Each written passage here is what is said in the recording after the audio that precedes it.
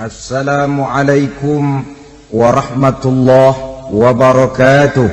Waalaikumsalam warahmatullahi wabarakatuh. Alhamdulillah wassalatu wassalamu ala sayyidina Rasulillah sayyidina wa maulana Muhammad ibn Abdullah wa ala alihi wa sahbihi wa mawalah. La hawla wa la quwwata illa billah, amma ba'du. Bapak-bapak, ibu-ibu, saudara-saudara kaum muslimin rahimakumullah. Kapan kiamat itu akan datang? Ini rahasia Allah. Jangankan kita yang orang awam, baginda Nabi sendiri tidak diberitahu oleh Allah kapan kiamat itu akan terjadi. Tetapi sungguh pun demikian, banyak hadis-hadis yang menjelaskan ciri atau tanda-tanda datangnya kiamat. Nah, kalau sudah bicara soal tanda kiamat itu ada dua.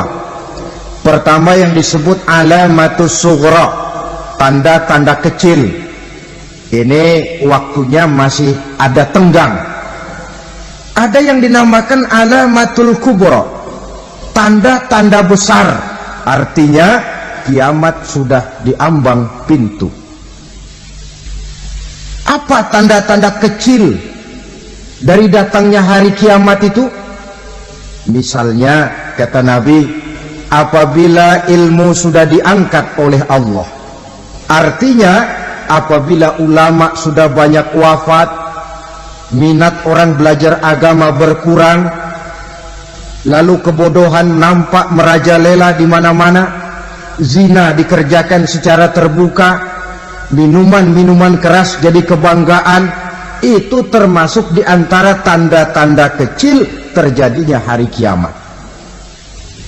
Apalagi misalnya iza waladatil ammatu rabbataha, apabila budak sudah melahirkan tuan. Apa maksudnya? Ada yang mentafsirkan apabila anak sudah bisa membudaki orang tuanya. Orang tua yang melahirkan dia, yang membesarkan dia, demi setelah si anak besar jadi orang berpangkat, bertitel, berharta, berkedudukan, jadilah orang tua itu budaknya. Sehingga sering dibilang kalau orang tua kaya, anak jadi raja. Tapi kalau anak yang kaya, orang tua sering jadi budak. Apalagi munculnya fitnah yang bergelombang, timbul perang antara dua bangsa yang besar, waktu berjalan terasa sangat pendek sekali. Itu merupakan tanda di antara tanda-tanda kiamat.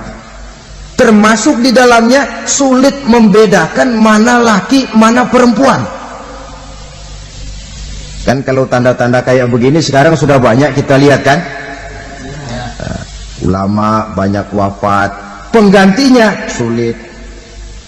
Zina dikerjakan berterang-terangan, minuman keras jadi kebanggaan, banyak anak membudaki orang tuanya, sulit membedakan mana laki mana perempuan. Kadang-kadang dari belakang kita lihat perempuan bener, begitu kita colek nengok jenggotan.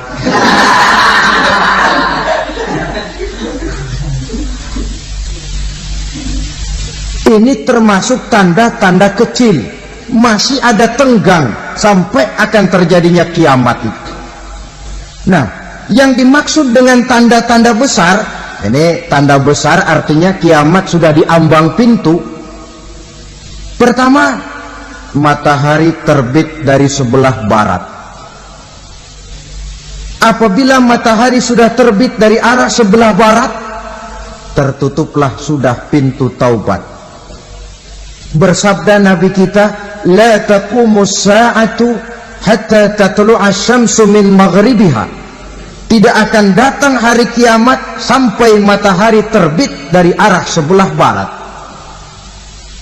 Fa iza tala'at, manakala matahari telah terbit dari arah sebelah barat, wa ra'ahan nasu, manusia banyak menyaksikan itu, amanu ajma'un, mereka pun lalu beriman.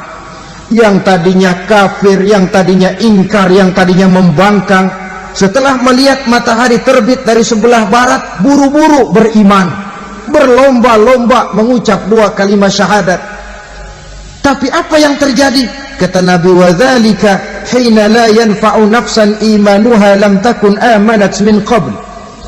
Hari itu adalah hari yang iman sudah tidak berguna lagi bagi seseorang apabila sebelumnya memang dia tidak pernah beriman. Au kasabat fi imaniha khaira, atau beriman tetapi tidak pernah melakukan kebajikan di dalam keimanannya itu. Hari yang sudah kasib, hari yang sudah terlambat, beriman tidak akan ada gunanya lagi. Ini pelajaran buat kita. Sebelum sang surya terbit dari sebelah barat, sebelum nafas sampai di tenggorokan, artinya pintu taubat masih terbuka. Kalau 2 hal itu sudah terwujud, nafas sudah sampai di kerongkongan atau matahari sudah terbit dari arah sebelah barat, tertutuplah sudah pintu taubat. Tak ada lagi gunanya pangkat, jabatan, harta, bahkan beriman pun dalam suasana macam itu too late, kata orang Kulon. Sudah terlambat. Matahari terbit dari arah sebelah barat, itu tanda besar, artinya kiamat sudah diambang pintu. Lalu apalagi tanda besar? Munculnya Dajjal. Dajjal artinya pendusta-pendusta yang menyesatkan manusia. Ada 2 macam Dajjal, saudara. Ada Dajjal kecil, ini Dajjal kelas teri. Kalau ini sejak zaman Rasulullah sudah ada itu. Tiap zaman ada. Di zaman Rasulullah misalnya ada yang bernama Aswad al-Unsi dari Yaman.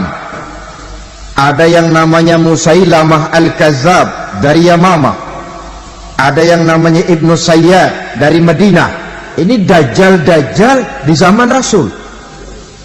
Musailamatul Kazzab memproklamirkan diri jadi nabi, dia di zaman Rasul masih hidup. Ini Dajjal zaman Nabi. Di zaman sahabat muncul Dajjal-Dajjal. Di zaman kita sekarang ini Dajjal-Dajjal pun gentayangan. Dajjal-Dajjal kelas teri. Kerjanya mendustakan manusia, menyesatkan manusia, memalingkan manusia dari jalan yang benar dan diridhoi oleh Allah Subhanahu wa ta'ala. Adapun yang merupakan tanda besar dari datangnya kiamat, Dajjal-Dajjal kelas kakap, pembohong-pembohong besar yang menyesatkan masyarakat manusia berpaling dari jalan Allah mengikuti jalan mereka. Apa sih ciri Dajjal itu? Kata Nabi dalam hadis Bukhari Muslim, Inna Dajjala, sesungguhnya yang namanya Dajjal itu yakhruju, satu saat akan muncul mendekati hari kiamat. Wa inna ma'ahu ma'an, si Dajjal ini membawa air, wa naran, dan juga membawa api. 2 simbol. Di tangan yang satu dia bawa air, di tangan yang satu dia bawa api. Wa ammal ladzi yarahu an-nasu ma'an fanarun, adapun yang orang banyak lihat air, hakikatnya adalah api. Yang dilihat api, hakikatnya adalah air. Oleh sebab itu, kalau api yang ditawarkan, ambillah air. Kalau air yang ditawarkan, pilihlah api. Maksudnya apa ini? Ini bahasa simbol, saudara-saudara. Dajjal bicaranya seolah-olah untuk kepentingan manusia, menawarkan surga. Surga yang dia tawarkan hakikatnya neraka. Hai manusia, kalau kau mau bahagia, jangan dekat-dekat dengan agama. Sholat itu tidak efektif dan efisien, tidak produktif dari segi ekonomi itu. Menghadiri majelis taklim cuma buang-buang waktu. Tahajud, tasbih, tahlil, baca Quran, apa itu? Pekerjaan mubazir saja. Hidup ini cuma sekali, masa yang cuma sekali, manfaatkan dengan sebaik-baiknya.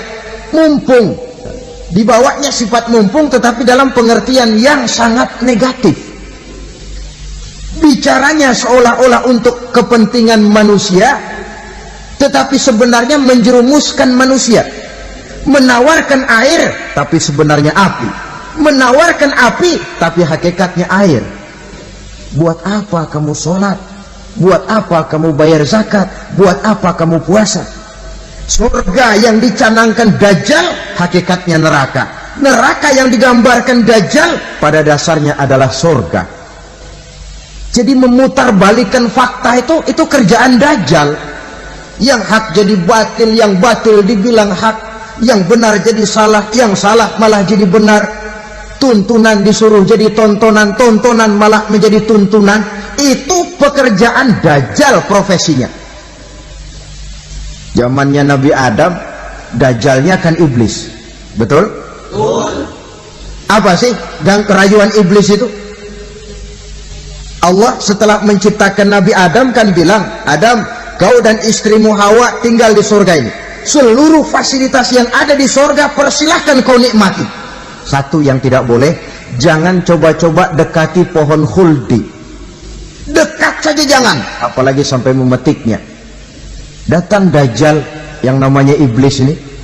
Adam, kamu tahu nggak kenapa tidak boleh makan buah khuldi? Ya nggak tahu, pokoknya saya dilarang. Bodoh kamu, Dam. Khuldun artinya kekal. Kalau kamu makan itu buah, kau akan kekal di surga buat selamanya. Allah tidak kepengen, maka dilarang kamu makan buah khuldi. Kalau kau ingin kekal di surga, Adam, makan saja. Saya bicara begini ini untuk kepentingan kamu, Adam. Ini kan ciri-ciri Dajjal. Bicaranya sih seolah-olah untuk kepentingan Nabi Adam, hakikat sebenarnya menjerumuskan Nabi Adam supaya ingkar dan melanggar larangan dari Allah Subhanahu wa ta'ala. Jadi setelah muncul Dajjal, timbul kekacauan-kekacauan di masyarakat. Banyak yang terpengaruh, terpedaya dan terpesona. Termasuk mereka yang memproklamirkan diri jadi nabi, mereka yang memproklamirkan diri jadi rasul di zaman sesudah Rasulullah wafat. Itu adalah Dajjal-Dajjal. Maka saya ingatkan, kalau di zaman kita sekarang ini ada orang ngaku jadi nabi, ada orang ngaku jadi rasul, biar bahasa Arabnya kental, Quran hafal, hadis ribuan hadis hafal, biar pakai serban sampai menyengser ke tanah, bahasa Arabnya fasih, tapi dia mengaku jadi nabi, jadi rasul, kita umat Islam wajib tidak percaya. Wajib untuk tidak percaya. Itulah Dajjal-Dajjal zaman kita sekarang ini. Tidak mustahil mereka datang mempengaruhi orang-orang awam supaya berpaling dari Rasulullah, mengikuti mereka. Nah, di akhir zaman nanti, mendekati hari kiamat, Dajjal ini muncul. Dajjal kelas kakap, menyesatkan masyarakat manusia untuk berpaling dari Islam, mengikuti seruan mereka. Apalagi di antara datangnya kiamat itu, tanda yang besar itu, turunnya Nabiullah Isa Al-Masih, putra Maryam. Menurut berbagai hadis yang sahih, Nabi Isa Al-Masih nanti akan turun lagi, tidak membawa risalah yang baru, tapi meluruskan risalah Islam ini yang telah banyak ditinggalkan oleh masyarakat. Bahkan ada hadis menjelaskan beliau akan membunuh Nabi, mematahkan kayu-kayu salib, lalu melaksanakan haji dan umrah mengikuti syariat Nabi Muhammad, bukan membawa agama baru. Menjadi semacam mujaddid, reformer, menyelamatkan manusia dari bisikan Dajjal. Bahkan ada riwayat yang menjelaskan bahwa Nabi Isa berhasil mengalahkan Dajjal, mengembalikan masyarakat manusia kembali kepada ajaran Islam yang datang dari Allah, dibawa oleh Rasulullah Sallallahu Alaihi Wasallam. Dengan kata lain, turunnya Nabi Isa bukan sebagai Nabi dan Rasul baru, tetapi mengikuti syariat Nabi kita Muhammad sallallahu alaihi wasallam. Saudara hadirin, ibu-ibu hadirat yang saya hormati, kemudian apalagi di antara tanda-tanda besar akan datangnya kiamat itu? Keluarnya asap atau awan. Kata Nabi, inna min asrati sa'ah dukhanan yamla'u ma bainal masyriqi wal maghrib. Di antara tanda-tanda kiamat munculnya awan atau asap yang memenuhi antara langit dan bumi. Ini pun diperkuat dalam surah Ad-Dukhan ayat 10. Fartaqib yauma ta'ti as-sama' bidukhanin mubin fayughshan nas hadza azabun alim. Bagi orang-orang yang beriman, mereka biasa-biasa saja. Tapi bagi orang kufur, datangnya asap dan awan ini merupakan azab yang kelewat pedih. Barangkali sedikit mendekati gambaran tentang azab yang pedih ini, saya ingatkan alam pikiran kita kepada peristiwa yang belum lama terjadi. Pernah dengar berita bocornya reaktor nuklir di Chernobyl, Uni Soviet? Pernah dengar?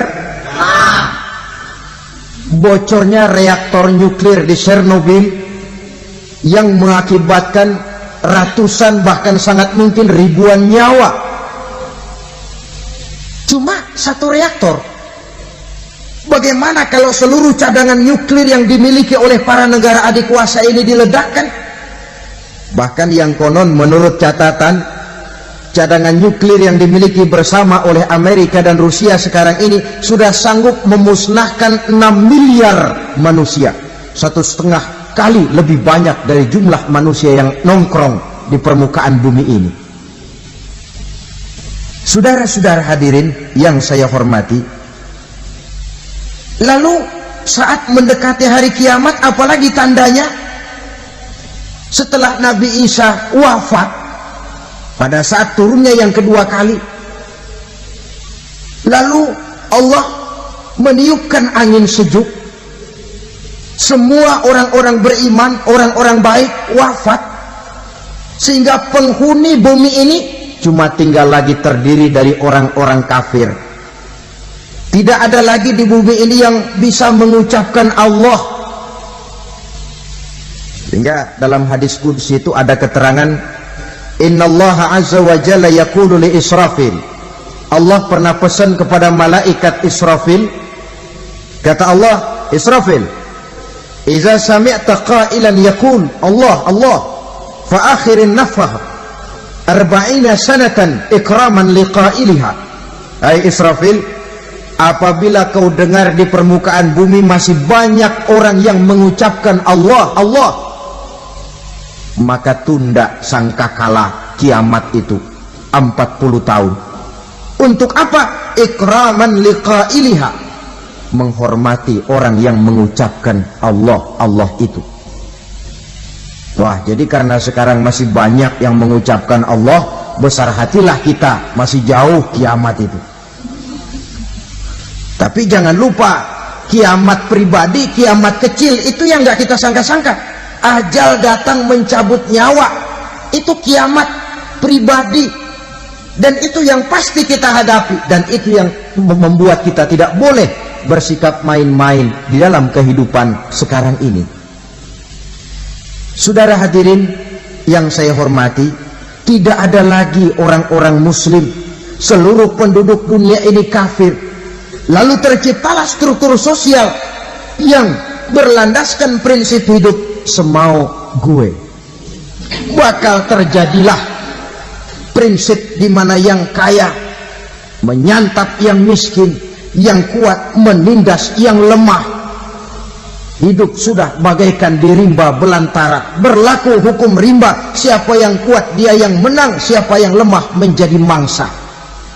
Timbul kekacauan, maksiat merajalela, munkarat menjadi-jadi, sehingga isi bumi ini penuh dengan segala macam perbuatan dosa. Tidak ada perlunya lagi alam diperpanjang temponya. Datang saat yang sudah dijanjikan oleh Allah Azza wa Jalla, maka terjadilah yang disebut kiamat kubra, kiamat besar, kiamat ancur-ancuran. Bagaimana kejadian ini dimulai? Dalam surah Az-Zumar ayat 68, Allah Subhanahu wa taala berfirman, "Wa nufikha fis-suri fasa'iqa man fis samawati wa man fil ardi illa man syaa Allah." Maka manakala ditiuplah sangkakala, terkejutlah seluruh yang ada di langit dan seluruh yang ada di bumi. Bila saat kiamat datang, Allah perintah malaikat Israfil, "Israfil, tiup sangkakalamu." Ditiuplah sangkakala oleh malaikat Israfil. Yang akibat daripada tiupan itu, seluruh yang ada di langit, seluruh yang ada di permukaan bumi terkejut. Yang ada di langit siapa? Malaikat kan. Bayangin aja kalau malaikat kaget, apalagi kita. Terkejut seluruh makhluk yang ada di bumi, yang ada di langit mendengar suara sangkakala itu. Bunyinya tidak sanggup kita bayangkan dahsyatnya. Ledakan nuklir, ledakan neutron, belum apa-apa ketimbang bunyi sangkakala malaikat Israfil ini. Nah, lalu mendengar bunyi sangkakala ini, gemparlah makhluk, kacaulah alam. Bumi gempa, planet-planet bertabrakan, gunung meletus, air laut tumpah ke darat, angin topan bertiup, halilintar menyambar. Lalu semua yang bernama hidup mati total. Mati bareng tanpa persiapan. La haula wala quwata illa billah. Saya kadang-kadang dalam tafakur bermohon, ya Allah, mudah-mudahan saya nggak nemuin kiamat beneran. Ngeri, nggak bisa kita bayangkan macam apa suasana seperti itu. Allah saja banyak memberikan gambaran, misalnya Al-Qari'ah, wa mal qari'ah, wa ma adraka mal qari'ah. Kejadian yang menggemparkan. Tahukah kamu apa kejadian yang menggemparkan itu? Yauma yakunun nasu kal farasil mabsus wa takunul jibalu kal ihnil manfus. Pada saat itu manusia berterbangan bagai kupu-kupu, gunung berterbangan seperti kapas ditiup angin. Gunung saja macam kapas, konon lagi manusia. Kematian total, mulai semut sampai gajah mati, jin mati, iblis mati, malaikat mati. Malaikat saja mati. Saudara hadirin yang saya hormati, kematian total yang tanpa persiapan. Orang bilang, Pak, kalau mati bareng begitu yang repot malaikat maut dong ya. Cabut sana, cabut sini. Itu kalau menurut logika kita, mestinya begitu menurut logika. Tapi logika juga yang bilang nggak perlu serepot itu. Sebab untuk mematikan listrik di wilayah DKI, di wilayah Jakarta, nggak perlu tiap rumah didatengin matiin, ya lama. Cukup dari kantor pusatnya saja PLN, tekan satu tombol, gelaplah seluruh Jakarta. Saudara hadirin yang saya hormati, kematian total. Lalu setelah kematian total, planet-planet juga mati, dalam arti tidak bergerak dan beredar. Angin mati, dalam arti tidak bertiup. Air mati, dalam arti tidak ada riak gelombang. Pokoknya semua mati. Kullu nafsin za'iqatul maut, semua yang bernafas mati. Dalam ayat lain, kullu man 'alaiha fan, semua yang ada di permukaan bumi fana. Yang kekal cuma Allah Subhanahu wa ta'ala. Yang paling belakang mati malaikat maut dan malaikat Israfil. Tapi mati juga sesuai dengan janji Allah. Menurut hadis Bukhari Muslim dari Abi Hurairah, masa tenggang waktu antara kematian total pada tiupan sangkakala pertama dengan proses kebangkitan pada tiupan sangkakala kedua 40 lamanya. Tidak dijelaskan oleh Abi Hurairah 40 jam, apa 40 hari, apa 40 tahun. Hadis-hadis cuma menyebutkan 40 saja. Sunyi alam yang tinggal cuma Allah saja lagi. Ketika itu Allah berseru-seru, katanya, limanil mulkul yauma, siapa para penguasa hari ini? Mana itu raja-raja dan penguasa yang dulu mengaku jadi Tuhan? Fir'aun, mana Fir'aun sekarang? Yang dulu jadi raja, merasa berhasil, sombong, lalu tidak mau turun-turun dari kekuasaannya, sampai kepada puncak kekurang ajarannya mengangkat diri jadi Tuhan. Mana itu Fir'aun? Namrus, mana sekarang Namrus? La ilaha illa ana, ternyata tidak ada Tuhan lain selain daripada aku, kata Allah. Proses kemudian, saudara-saudara, turunlah hujan dari langit. 40 lamanya hujan itu, tidak jelas juga 40 jam apa 40 hari. Setelah air turun membasahi, datanglah tiupan sangkakala yang kedua. Semua yang bernama mati bangkit dari kuburnya masing-masing. Ini yang disebut Yaumul Ba'thi, hari kebangkitan. Allahu Akbar. Pada saat kita bangkit dari kubur kita masing-masing, kumpul di padang mahsyar namanya. Bayangin aja, saya sendiri nggak sanggup bayangin. Manusia sejak zaman Adam sampai zaman kiamat kumpul bareng di tempat sama. Berapa banyaknya itu?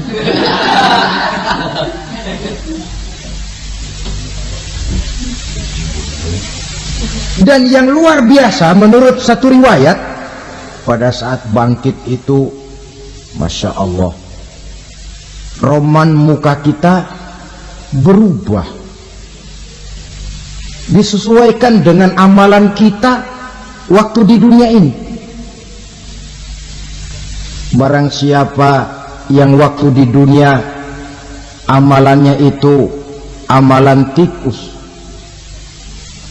di akhirat nanti dia bangkit dari kubur, mukanya seperti muka tikus. Gagah betul badannya, tapi mukanya seperti tikus. Kenapa? Amalannya waktu di dunia seperti amalan tikus. Apa amalan tikus itu? Suka ngegeragoti barang yang sudah disimpan rapi-rapi. Orang sudah simpan uang rapi-rapi, simpan perhiasan rapi-rapi, digeragoti oleh tikus. Maling-maling, pencoleng-pencoleng, koruptor-koruptor, itu nanti di akhirat nanti kita lihat mukanya seperti muka tikus. Oh, ini waktu di dunia suka nyolong, hanya seperti muka tikus.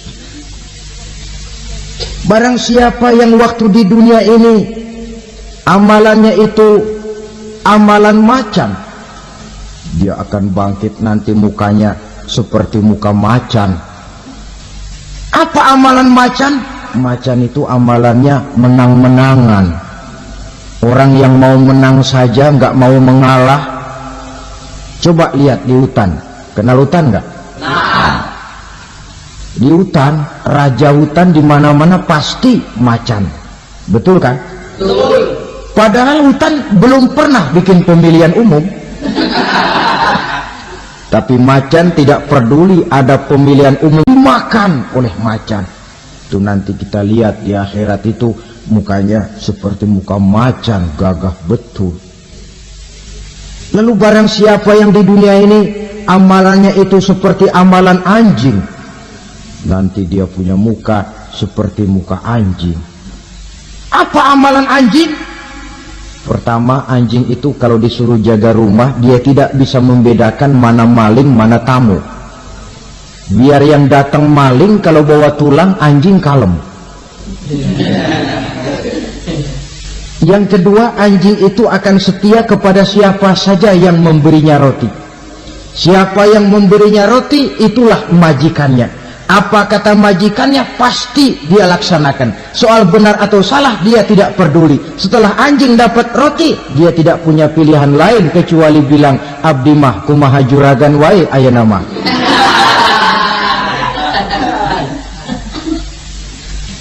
Saudara hadirin yang saya hormati, berkumpul di padang mahsyar, tiap orang sibuk dengan persoalannya masing-masing. Matahari waktu itu didekatkan oleh Allah, panas luar biasa. Ada yang saking panasnya itu mencucurkan peluh keringat sampai sebatas mata kakinya. Ada yang keringatnya sampai sedengkulnya, ada yang keringatnya sampai sepusatnya, ada yang keringatnya mengalir sampai sebahunya, ada yang kelelap oleh keringatnya sendiri, sementara orang di sampingnya nggak apa-apa. Bergantung lagi amalan dia waktu di dunia ini. Saudara-saudara, sebagian orang dalam kepanikan padang mahsyar berombong-rombong datang mereka menghadap Nabi Adam. Ya Adam, anta abal bashar. Hai Adam, Tuhan adalah bapak moyang manusia. Kami sebentar lagi akan disidang, dimintakan pertanggungan jawab. Tolonglah kami, hai Adam. Kata Nabi Adam, jangankan nolongin sampean, saya sendiri tanggung jawab di hadapan Allah. Ketika dulu tidak boleh makan khuldi, saya serobot. Sudahlah, urus diri masing-masing saja, nafsi-nafsi.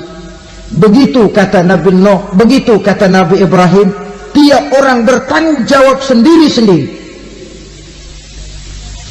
Ketika itulah saudara-saudara, nikmatnya menjadi umat Nabi besar Muhammad sallallahu alaihi wasallam. Sebab apa? Walaupun menurut abjad kita ini umat paling belakang, kan paling belakang kita ini toh, karena Nabi Muhammad adalah Nabi akhir, tapi akan dihisab lebih dulu, lewat di atas sirat lebih dulu, masuk surga lebih dahulu ketimbang umat-umat belakangan. Ketika Rasul mendekati ajal, beliau tanyakan itu kepada malaikat Jibril. Malaikat Jibril berkata, Muhammad jangan khawatir, Allah sudah berjanji, inni haramtul jannata ala sairil anbiya hatta tadkhulaha anta wa haramtuha ala sairil umami hatta tadkhulaha ummatuka. Surga aku haramkan buat seluruh nabi kecuali kalau engkau Muhammad sudah masuk ke dalamnya, dan surga aku haramkan buat seluruh umat kecuali kalau umatmu Muhammad sudah masuk ke dalamnya. Logikanya, walaupun menurut abjad kita umat paling belakang, bakal dihisab paling dulu, lewat di atas sirat paling dulu, masuk surga paling dulu, kalau mampir ke neraka juga paling ya resiko. Jangan mau enaknya aja paling dulu. Saudara hadirin yang saya hormati, setelah masa kebangkitan itu jangan dikira begitu bangkit langsung diperiksa, masih menunggu menanti ribuan tahun perhitungan padang mahsyar untuk sampai kepada proses yang disebut yaumul hisab, hari perhitungan. Seorang demi seorang bakal dipanggil. Bayangkan saja, kita se-RT saja di absen, kadang-kadang perlu waktu lama. Ini manusia sejak zaman Nabi Adam sampai datang hari kiamat, satu demi satu disidang di hadapan Qadhi Rabbul Jali. Status sosial copot sudah waktu itu. Yang pernah jadi hartawan di situ tidak lagi kelihatan kehartawanannya. Yang pernah jadi jenderal tidak lagi dipanggil jenderalnya. Yang ustadz tidak lagi dipanggil al-mukarramnya. Seluruh status sosial selesai. Dipanggillah kita seorang demi seorang, menghadap Qadhi Rabbul Jalil. Bagaimana proses penghisaban itu? Pertama, proses tanya jawab. Di antaranya ada hadis menyatakan, lan tazula qadama 'abdin yaumal qiyamah hatta yus'ala an arba'i khisalin. Besok di hari kiamat tidak akan bergeser telapak kaki seorang hamba sampai dia ditanya lebih dulu tentang 4 persoalan. Tentang ilmunya. Kemana ilmu itu diamalkan? Tentang umurnya. Di mana umur itu dihabiskan? Tentang masa mudanya. Kemana masa muda itu dipakai? Tentang hartanya. Dari mana harta itu didapat dan kemana harta itu dibelanjakan. Ini termasuk proses tanya jawab. Jadi kalau istilah pengadilan dunia, nama Fulan bin Fulan. Kamu waktu di dunia diberikan umur panjang untuk apa? Pernah mengalami masa muda, kemana kau habiskan masa remajamu? Kau diamanahkan ilmu, dengan apa ilmumu kau amalkan? Kau diberikan harta, dari mana harta kau dapat, kemana kau belanjakan? Tak seorang pun yang bisa mungkir. Sebab apa? Dikala itu yang menjadi saksi bukan orang. Yang menjadi saksi adalah seluruh anggota badan kita. Tangan bicara, kaki jadi saksi terhadap seluruh amalan yang pernah kita kerjakan pada saat kehidupan di alam dunia ini. Selesai proses tanya jawab, lalu diperlihatkan buku catatan kita waktu hidup di dunia ini. Jangan lupa Allah itu menyiapkan 2 superkomputer kepada kita. Sebelah ditempelin sebelah kanan, yang sebelah tempelin di sebelah kiri. Komputer itu namanya Raqib dan Atid. 2 malaikat yang apabila baik kita lakukan, refleks saja akan menulis kebajikan kita. Jahat kita kerjakan akan tertulis. Catatan itu nanti diperlihatkan kepada kita. Waduh, alangkah malunya pada saat diperlihatkan catatan kita, buku rapot kita merah melulu. Barangkali diperiksa sambil diomelin, brengsek lo. Buku merah melulu begini, bagaimana waktu hidup di dunia? Tidak cukup diperlihatkan buku catatan kehidupan, rekaman kehidupan. Rekaman kehidupan kita secara utuh sejak terlahir sampai ajal datang merenggut nyawa. Barangkali mirip dengan video sekarang ini, di mana terekam dengan baik seluruh kegiatan kita sejak yang sekecil-kecilnya sampai kepada yang sebesar-besarnya. Untuk kemudian kita pun menerima balasan. In khairan fa khairun wa in syarran fa syarrun. Kalau baik ya baik balasannya, kalau jahat ya jahat juga balasannya. Catatan-catatan kita diberikan. Kalau banyak kebajikannya diberikan di tangan kanan dengan cara yang halus. Kalau banyak kejahatannya diberikan dari sebelah kiri atau dilempar dari belakang. Itulah sebabnya sejak di dunia ini kita sudah mohon kepada Allah. Ketika berwudu membasuh tangan kanan, apa kita bilang? Allahumma a'tini kitabi biyamini wa hasibni hisaban yasira. Ya Allah, berikan saya kitab di tangan kanan, dan kalau saya memang perlu dihisap, hisaplah saya yang seringan-ringannya. Tangan kiri berlindung kita kepada Allah. Jangan sampai diberikan kitab di tangan kiri atau dari arah sebelah belakang. Wa a'udzubika an tu'tiya kitabi bishimali aw min wara'i zuhri, dari arah sebelah belakang. Na'udzubillah min dzalik. Setelah selesai lewat proses penghisaban, lewat mizan, timbangan, maka yang sudah selesai dihisab itu bergeraklah menuju sirat, jembatan yang terbentang menuju surga melalui neraka.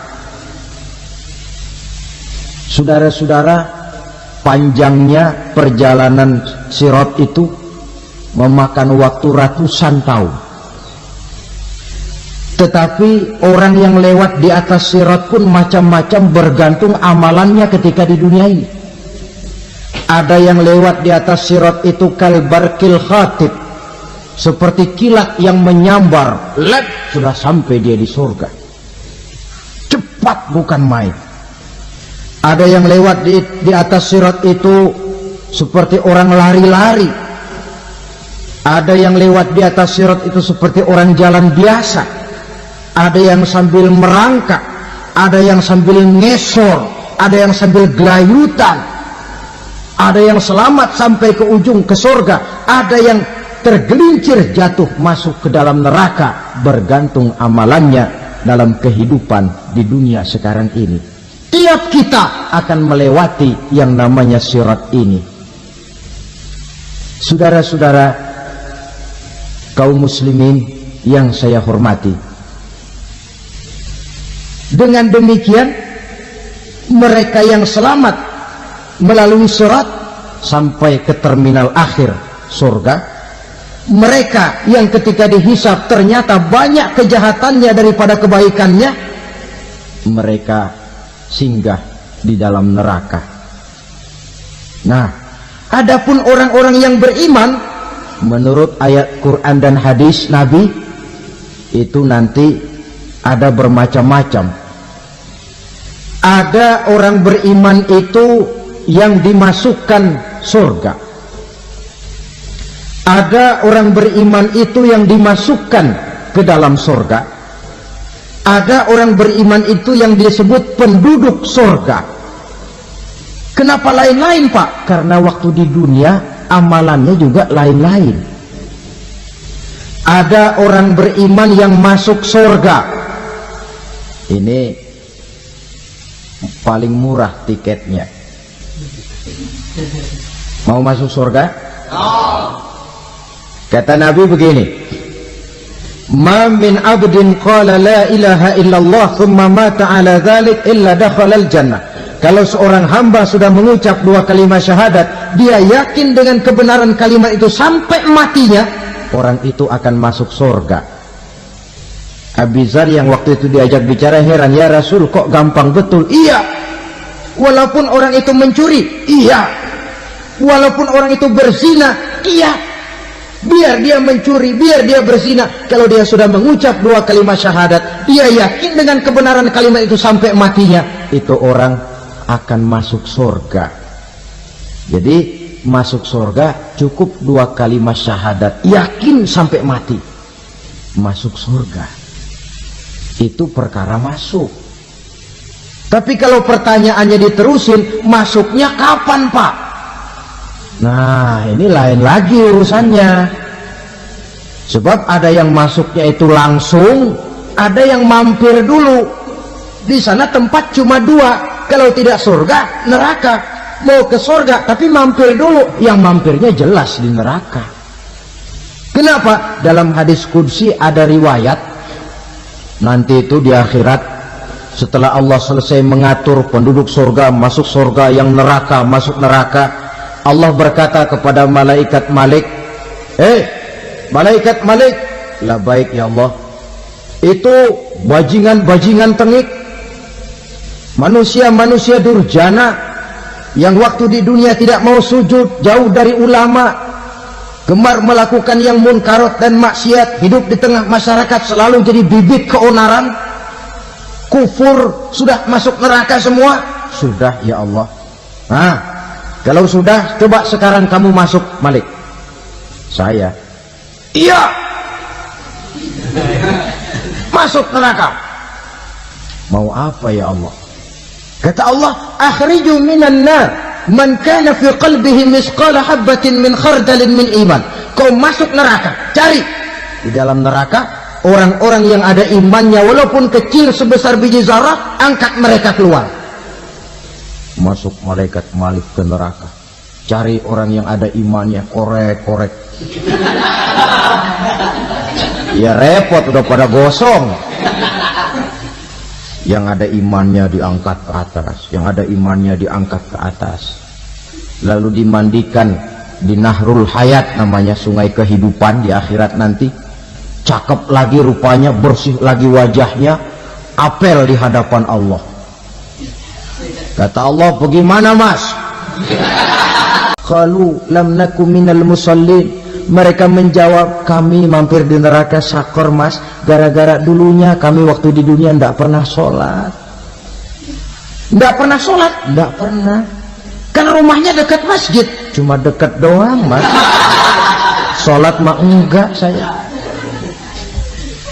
Enggak pernah ngasih makan fakir miskin, enggak pernah hadir di majelis taklim, pendeknya enggak pernah melakukan kebajikan, maka saya pun mampir di neraka sakor. Untung betul saya punya iman mas, sedikit. Waktu hidup di dunia dulu saya pernah mengucap 2 kalimat syahadat, sekali-kalinya waktu mau kawin. Masya Allah. Untung saja kawin, kalau nggak kawin polos.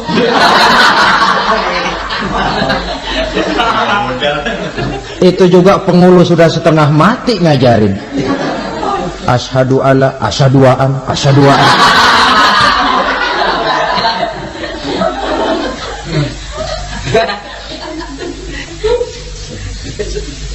Ini namanya masuk surga, ada mampir dulu.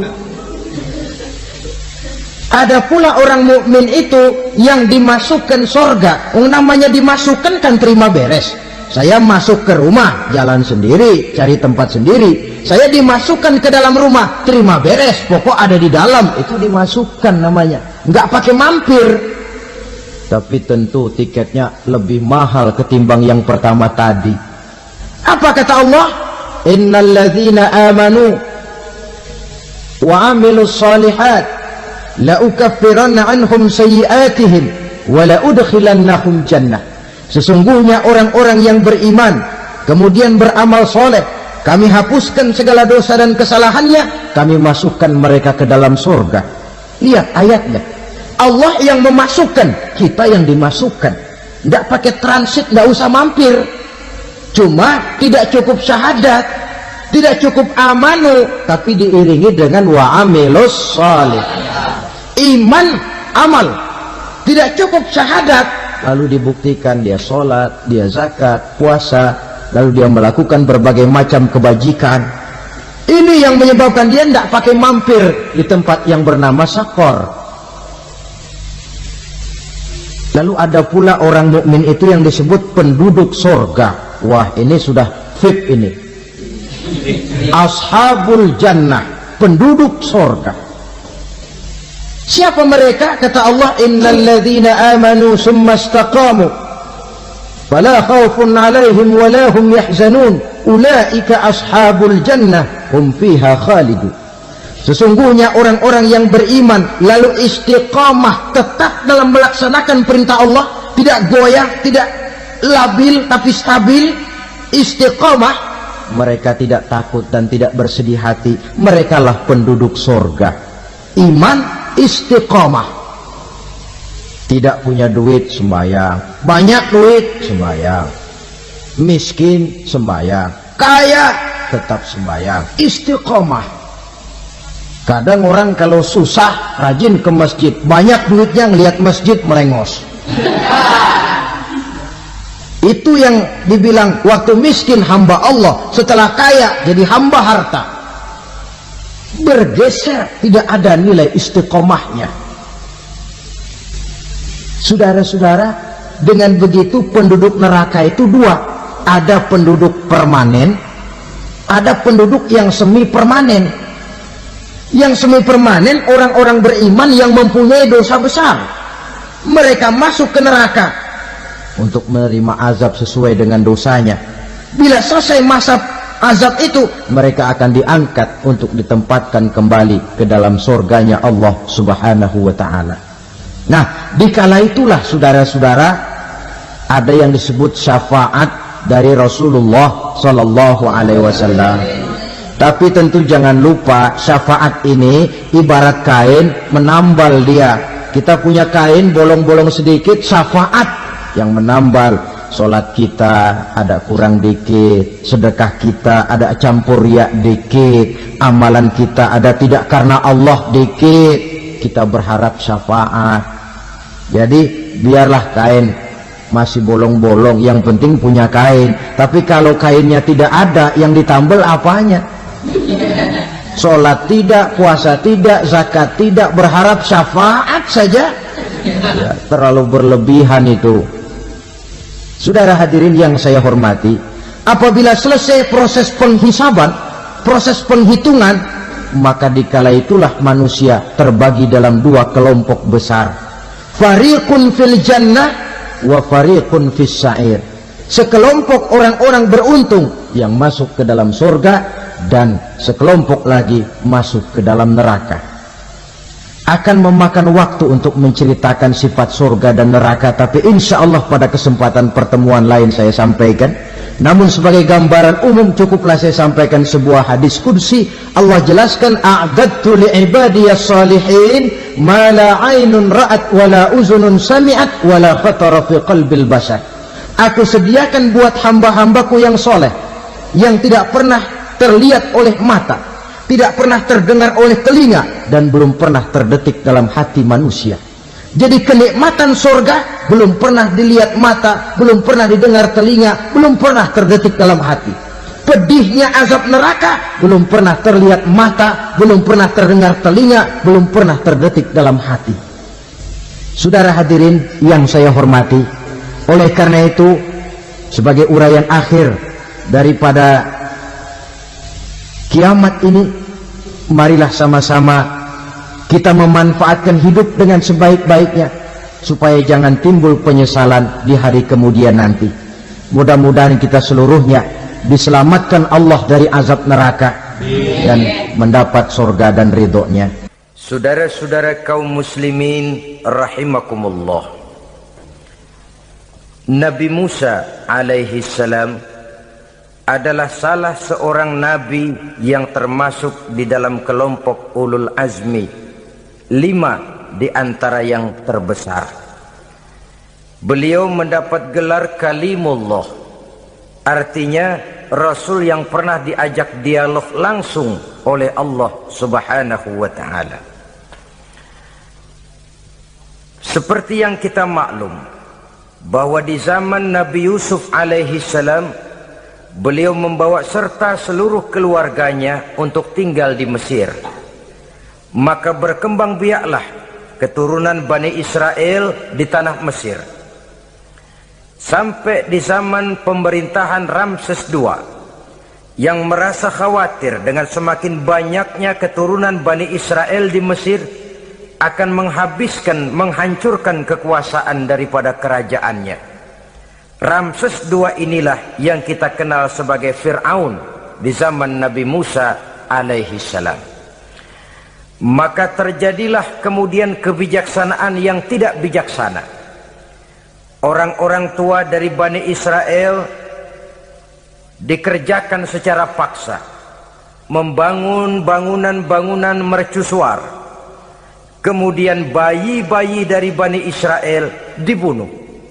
Orang tuanya disuruh kerja paksa, bayi laki-lakinya dibunuh, dengan target agar Bani Israel hapus dari permukaan bumi ini. Tetapi kehendak Allah pasti juga akan terjadi. Maka lahirlah Nabi Musa alaihi salam, yang kelahirannya disembunyikan oleh orang tuanya dari pengetahuan umum. Namun bagaimanapun disembunyikan, kekhawatiran itu datang juga di hati ibu Nabi Musa alaihi salam.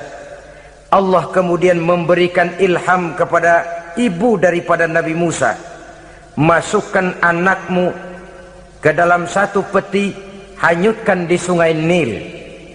Itu dilakukan oleh ibu Nabi Musa alaihi salam. Dimasukkannya bayi Musa ini ke dalam peti, ditutup rapat, dihanyutkan di sungai Nil. Kemudian ibu tadi memerintahkan saudara perempuannya untuk mengikuti kemana peti ini hanyut di bawah arus sungai Nil. Adapun peti ini kemudian hanyut dibawa oleh arus sungai Nil, memasuki istana Fir'aun. Maka permaisuri atau istri daripada Fir'aun melihat peti hanyut itu, diperintahkan tentaranya untuk mengambil peti tadi.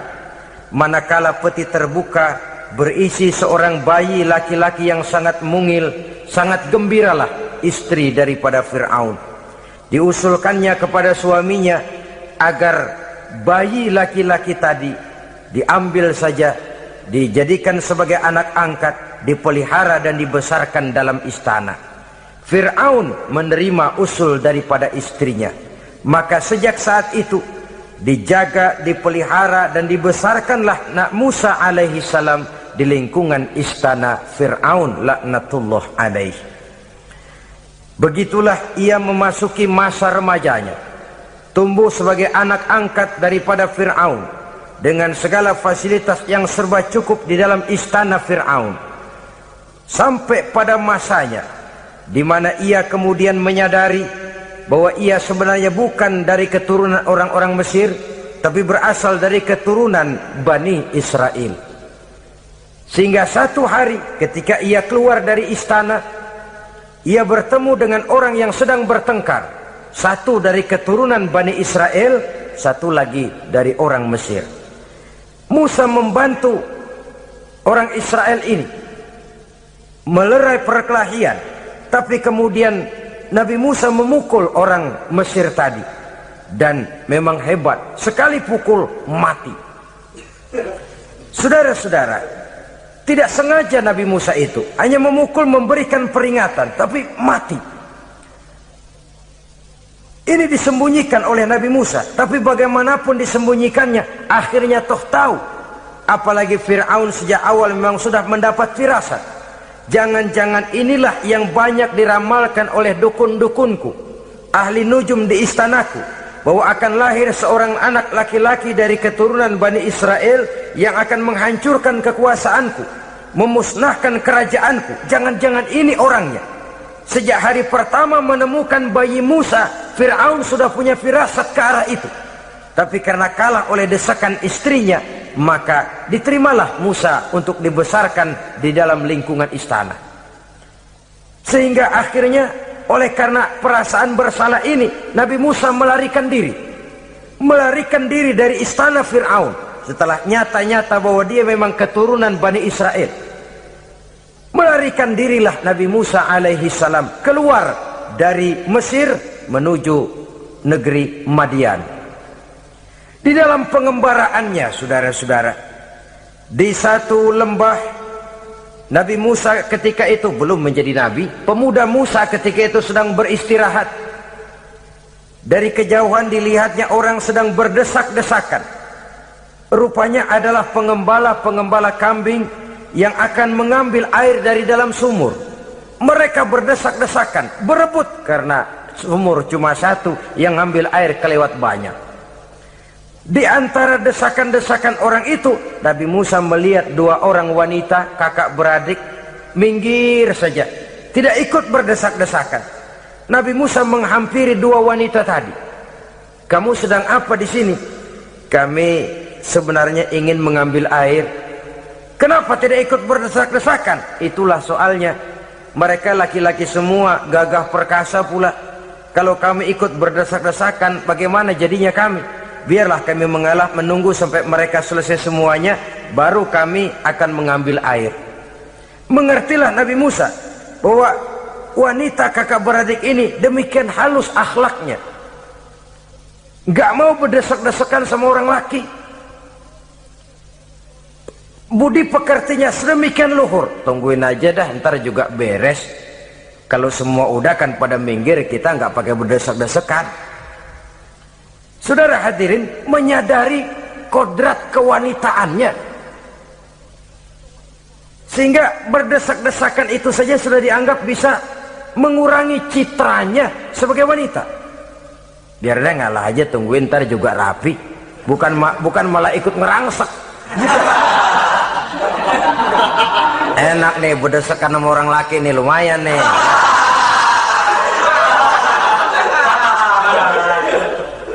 Sepintas itu saja sudah cukup bagi Nabi Musa, pemuda Musa, untuk menilai akhlak daripada wanita itu tadi. Oh, kalau kamu nunggu begini aja lama, kata Nabi Musa. Sudah, sini saya tolongin. Diambil lembernya, Nabi Musa ikut berdesakan. Karena Nabi Musa memang kuat badannya, gak lama sudah dapat air. Sodorkan ke sana. Si wanita segera tahu bahwa pemuda ini begitu baik budi pekertinya, mau menolong orang yang dalam kesusahan. Akhirnya, bagaimana kalau kamu ikut saja ke rumah saya? Bapak saya sudah tua, senang hatinya kalau kamu ikut ke rumah, kenalan sama bapak saya. Ayolah, ayolah, berangkatlah. Dalam perjalanan, si wanita ini berjalan duluan, Nabi Musa di belakang. Kemudian Nabi Musa bilang, sebentar, saya duluan, kamu belakangan. Kenapa rupanya? Angin nakal bertiup menghembus pakaian si wanita, sehingga memberikan gambaran yang agak jelas tentang warna, bentuk, postur badan si wanita itu tadi. Sekarang Musa yang menunjukkan budi pekerti yang luhur, gak mentang-mentang ditiup angin. Nah, mumpung nih,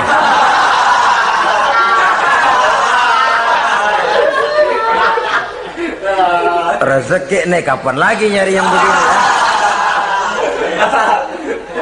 Jadi dua-duanya sudah menunjukkan satu akhlak yang sangat luhur. Dan manakala sampai di rumah si wanita kakak beradik tadi, diceritakanlah halnya bahwa dia ditolong oleh seorang pemuda. Inilah orangnya. Sangat bersukacitalah hati orang tua kedua wanita itu tadi.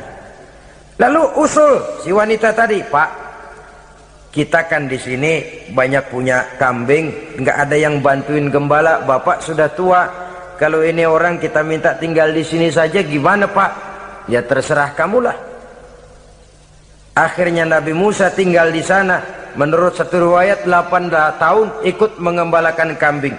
Dan orang tua tadi tidak lain adalah Nabi Syuaib alaihi salam, yang pada akhirnya kemudian Nabi Musa dikawinkan dengan wanita itu tadi.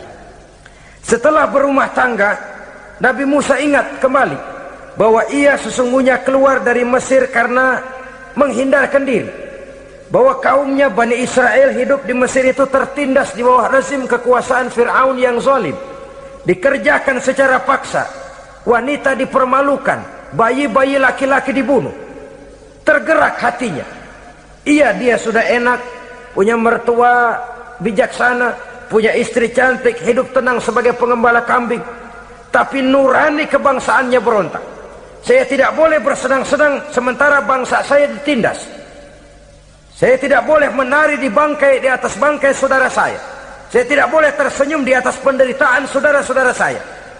Saudara-saudara saya Bani Israel merintih di bawah penindasan Fir'aun. Saya harus membebaskan mereka. Diceritakanlah hal ini kepada mertuanya. Wah, kalau pakai bahasa mertua, saya mau kembali ke Mesir. Untuk apa Musa?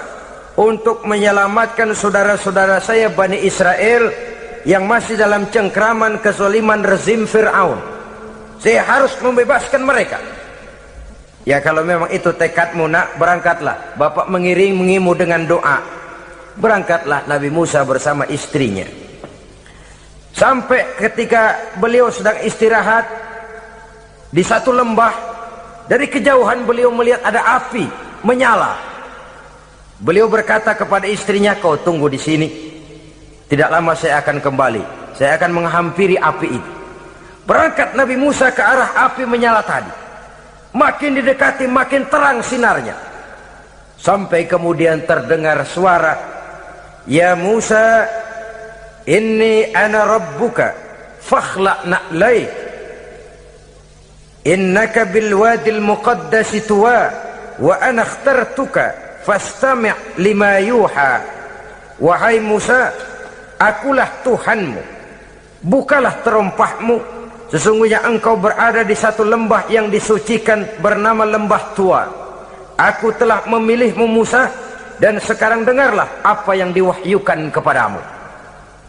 Pada saat itulah turun wahyu pertama, dan resmilah sudah Nabi Musa diangkat menjadi Rasul oleh Allah Subhanahu wa ta'ala di satu lembah di Bukit Tursina. Apa wahyu yang pertama turun?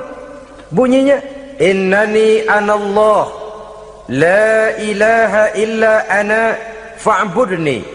Sesungguhnya aku inilah adalah benar-benar Tuhanmu. Tidak ada Allah selain daripada aku. Maka hendaklah engkau hanya beribadah menyembah kepada aku. Ini umum, saudara. Semua Rasul yang diutus Allah, inilah ajaran prinsipnya. Anallah, la ilaha illa ana. Akulah Allah Tuhanmu. Tidak ada Tuhan lain selain Allah. Semua Rasul membawa ajaran ini. Oleh sebab itu, bukan hanya sekadar percaya kepada Tuhan saja yang penting. Sudahlah, pokoknya kan percaya kepada Tuhan. Iya, Tuhan yang mana?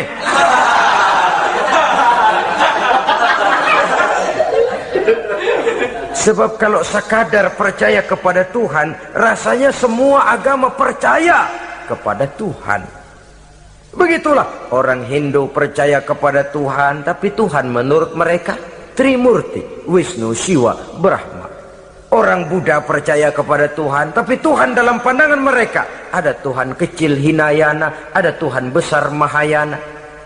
Orang Majusi juga percaya kepada Tuhan, tapi Tuhan dalam pandangan mereka ada Tuhan kebaikan namanya Ahriman, ada Tuhan kejahatan namanya Ahura Mazda. Orang Nasrani juga percaya kepada Tuhan, tapi Tuhan kata mereka dalam bentuk Trinitas, Tuhan Anak, Tuhan Bapa, Ruhul Kudus. Ini semua Tuhan dalam pandangan mereka. Jadi kalau sekadar percaya kepada Tuhan, percaya kepada Tuhan, percaya kepada Tuhan, Tuhan yang mana? Itu yang prinsip. Itu yang prinsip. Sebab salah kita dalam mempercayai Tuhan, kita akan terjebak ke dalam penyakit. Kalau tidak kufur, syirik. Dan dua-dua itu bapak moyangnya dosa.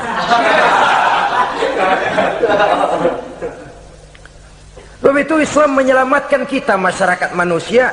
Ya ayyuhan nasu ubudu rabbakumul ladzi khalaqakum. Hai manusia, Tuhanmu yang perlu kamu sembah itu hanyalah Tuhan yang telah menciptakan kamu. Dan itu tidak lain adalah Allah yang lam yalid wa lam yulad wa lam yakul lahu kufuwan ahad, yang laisa kamislihi syai'un.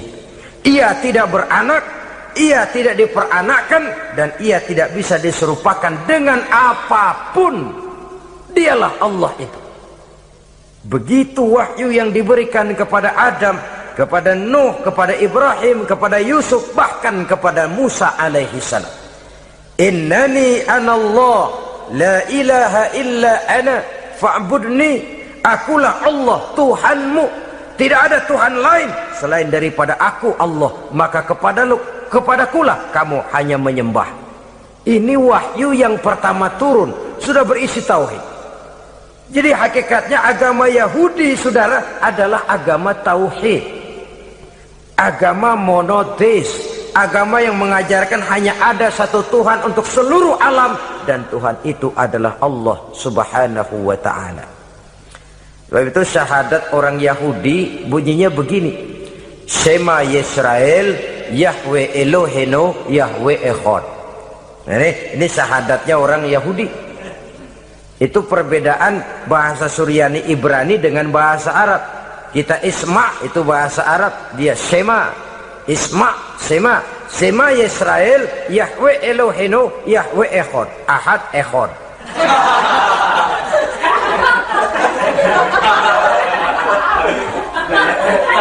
Maksudnya jelas, Shema Yisrael Yahweh Elohenu Yahweh Echad. Dengarlah hai Israel, Tuhan kita ialah Tuhan yang Esa.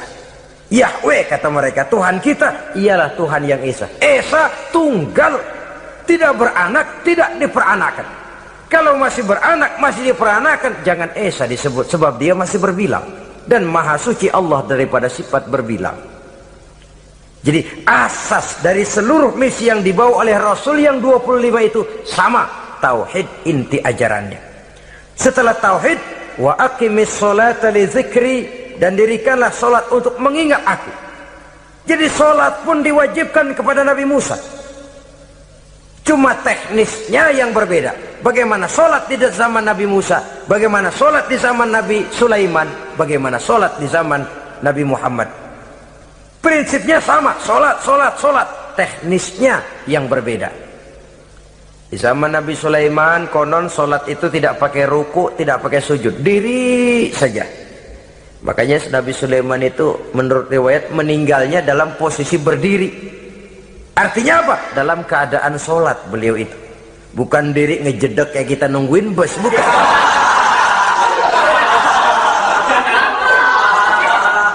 Berdiri dalam kondisi sholat. Tapi yang jelas sholat itu setiap Nabi, hanya teknisnya saja yang berbeda. Jadi ini sudah akidah dan syariat. Akulah Allah Tuhanmu, tidak ada Tuhan lain selain aku. Ini kan akidah. Yang kedua, wa aqimis sholata li zikri, syariat. Dirikan sholat untuk mengingat aku. Inna sa'ata atiyatun, sesungguhnya kiamat itu pasti akan datang. Ini juga sudah urusan beriman, percaya kepada yang gaib. Saudara-saudara kaum muslimin rahimakumullah, setelah mendapat wahyu ini, turunlah perintah Allah kepada Nabi Musa. Apa kata Allah? Izhab ila fir'auna innahu tagha. Sekarang Musa, berangkatlah kamu menuju Fir'aun. Ia telah melampaui batas. Berangkatlah kamu ke sana Musa, hadapi Fir'aun, sampaikan dakwah ini. Ia telah melampaui batas. Innahu tagha, ia telah berlebih-lebihan. Nah, saudara-saudara, jadi dua fungsi sudah. Kalau pada mulanya Nabi Musa berniat kembali ke Mesir hanya untuk membebaskan kaumnya Bani Israel, sekarang malah bertambah. Tidak hanya sekedar itu, malah lebih utama adalah menyampaikan risalah, menyampaikan misi kerasulannya, menyadarkan Fir'aun, menegakkan tauhid, mengembangkan syariat. Bertambahlah tugas Nabi Musa sebagai pejuang bangsa, juga sebagai mujahid, pejuang agama. Pada mulanya sebagai pejuang bangsa tuh. Artinya Nabi Musa ini kembali kepada Fir'aun di Mesir, tujuannya tadi kan cuma untuk membebaskan Bani Israel kaumnya. Ini pejuang bangsa. Tapi di tengah jalan ia mendapat wahyu. Berangkat kau kepada Fir'aun, innahu tagha, ia telah melampaui batas. Sadarkan dirinya, canangkan tauhid, sampaikan syariat. Bertambahlah tugasnya. Lebih daripada sekedar pejuang bangsa, ia juga pejuang agama, pejuang tauhid. Dwi fungsi. Kadang-kadang ada pejuang agama tapi tidak pejuang bangsa. Kadang-kadang ada pejuang bangsa tapi tidak pejuang agama. Nah, saudara-saudara kaum muslimin rahimakumullah, idealnya ya kedua-duanya. Ya pejuang agama, ya pejuang bangsa juga. Mendapat tugas seperti ini, apa permohonan Nabi Musa alaihi salam? Beliau berkata, qala rabbi shrah li sadri wa yassir li amri wahlul 'uqdatam min lisani yafqahu qawli waj'al li waziran min ahli Haruna akhi usdud biha uzri. Ini permohonan Nabi Musa ketika dilantik menjadi rasul. Diberikan tugas, berangkat kau ke Mesir, sampaikan risalah ini kepada Fir'aun karena ia telah melampaui batas. Apa permohonan Nabi Musa? Rabbi syrah li sadri, ya Allah lapangkan hati saya. Wa yassir li amri, mudahkan urusan saya. Wahlul 'uqdatam min lisani, buka kebekuan lidah saya. Yafqahu qawli, sehingga mereka mengerti apa yang akan saya bicarakan. Ini kondisi dasar. Memulai satu perjuangan dengan persiapan dasar. Apa permohonan pertama? Isyrah li sadri, lapangkan jiwa saya. Menghadapi musuh dengan jiwa yang lapang itu penting. So, kalau kita menghadapi musuh dengan jiwa yang sempit, kita sudah kalah sebelum perang. Menghadapi musuh dengan jiwa yang lapang, artinya masih berharap kalau dia mau mengikuti ajaran ini. Jadi pada tahap pertama itu datang bukan sebagai orang yang mau membasmi, tapi sebagai orang yang mau menyelamatkan. Ini perlu jiwa yang lapang.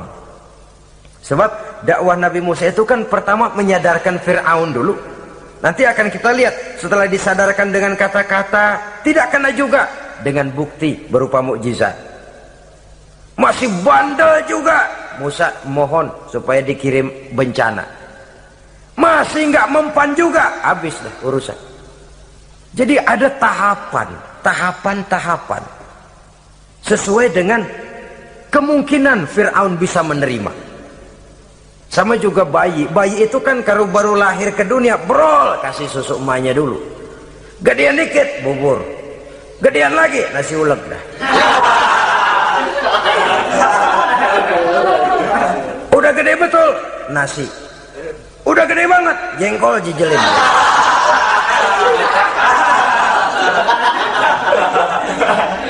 Jadi ada semacam tahapan. Kalau begitu lahir dikasih jengkol kan habis.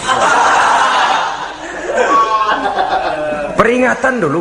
Setelah peringatan, bukti berupa mukjizat. Dihadapkan dengan sihir, menang mukjizat. Masih tidak mempan juga, teguran, dikirimkan azab, dikirimkan bencana. Masih tidak mempan juga, sudah ditenggelamkan oleh Allah di Lautan Merah. Itu akan kita ceritakan kemudian nanti. Jadi apa yang diminta oleh Nabi Musa, ya Allah, lapangkan hati saya menghadapi Fir'aun ini, Fir'aun CS, Fir'aun, Haman, dan lain-lain. Dan jangan lupa Fir'aun itu cuma ya hakikat, tapi juga simbol. Hakikatnya memang ada yang namanya Fir'aun itu. Simbol karena Fir'aun selalu berkembang. Di setiap zaman, di setiap tempat, Fir'aun selalu ada. Cuma liciknya Fir'aun ini kemana dia pindah, ke situ dia ganti nama. Orang sering lupa. Padahal isinya Fir'aun. Namanya bisa Hitler, namanya bisa Mussolini, namanya bisa Stalin. Tapi isinya Fir'aun. Kemana dia tinggal, di situ dia ganti nama. Simbol dari kekuasaan yang terlepas dari kontrol iman. Simbol dari kekuasaan yang menyebabkan orang lupa diri dan lupa daratan. Dan sebenarnya mah Fir'aun mulanya cuman raja tuh, raja doangan dia. Cuman kelamaan jadi raja, kagak mau turun-turun. Akhirnya dia menganggap tidak ada yang lebih tinggi daripadanya. Apalagi ketika Nabi Musa datang mengajarkan ada Tuhan lain, yaitu ada Tuhan yang sebenarnya, yaitu Allah. Lah Fir'aun sampai kepada puncak kekurang ajarannya, memproklamirkan diri sebagai Tuhan. Ana rabbukumul a'la. Bukan karena kebodohannya sebenarnya, tapi karena gengsi kekuasaannya. Nah ini, gengsi kekuasaan ini sering menyebabkan orang overacting. Fir'aun bukan bodoh, bukan. Fir'aun bukan tidak tahu kalau Musa itu benar, tahu. Fir'aun bukan tidak ngerti kalau itu mukjizat, sihir kalah, tahu. Tapi gengsi kekuasaan. Gua kan raja, masa di depan rakyat tunduk sama Musa? Gengsi dong.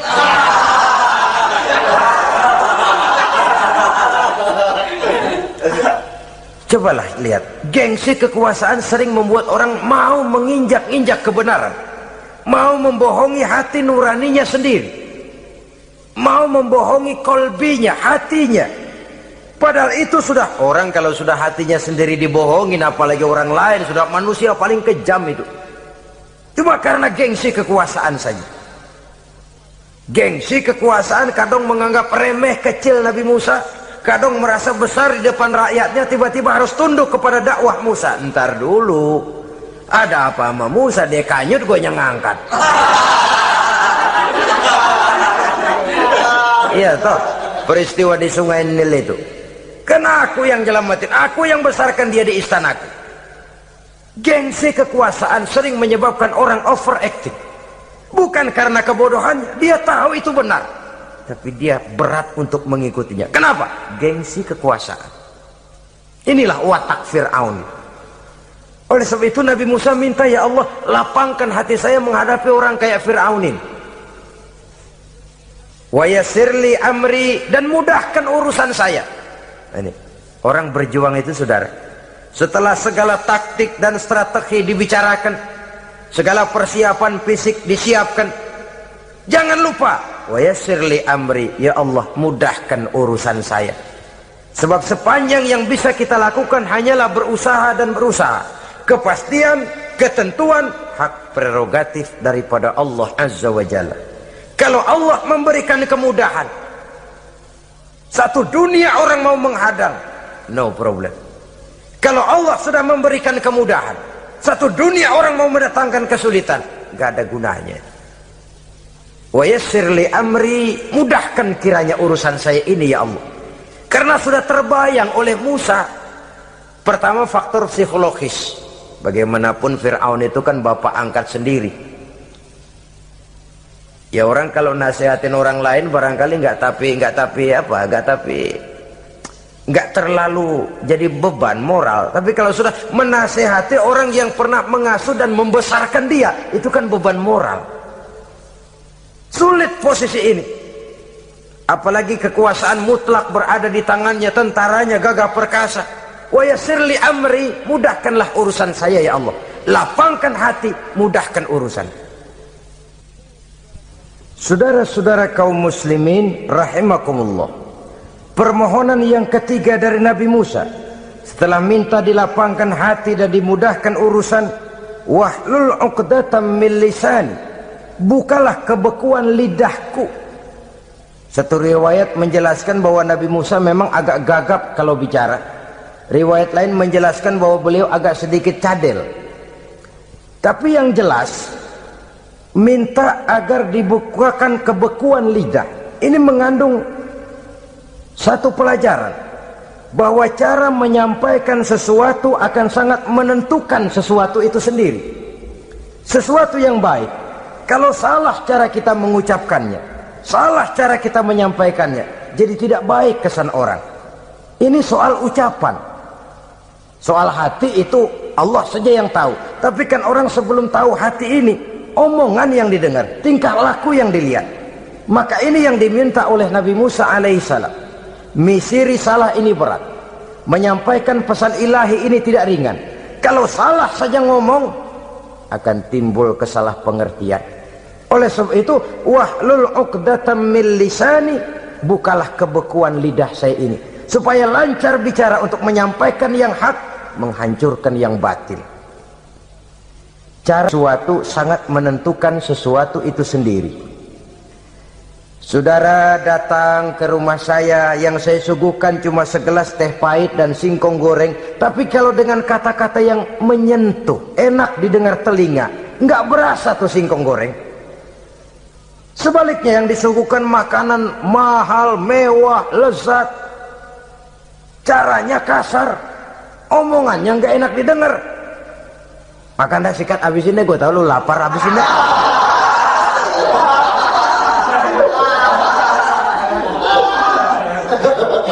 Rasanya biar lapar juga nahan juga gitu. Apa itu? Bukan makanannya yang tidak enak, bukan kita nggak doyan, bukan, caranya itu loh, caranya. Nah, Islam ini agama yang baik. Kalau disampaikan dengan kata yang tidak baik, akan timbul, oh Islam kok gitu ya. Nah ini yang tidak diinginkan oleh Nabi Musa. Wahlul 'uqdatam min lisani. Kita begitulah dalam kehidupan ini, kadang mendengar satu ceramah bisa berurai air mata, bisa histeris, bisa gembira. Kenapa? Kepandaian orang menyampaikannya. Bicara dia 2-3 jam, rasanya baru 5 menit, baru sebentar kok tahu-tahu sudah selesai. Ada yang udah setengah jam, baru seperempat jam ngomong, udah rasanya udah kayak 3 jam.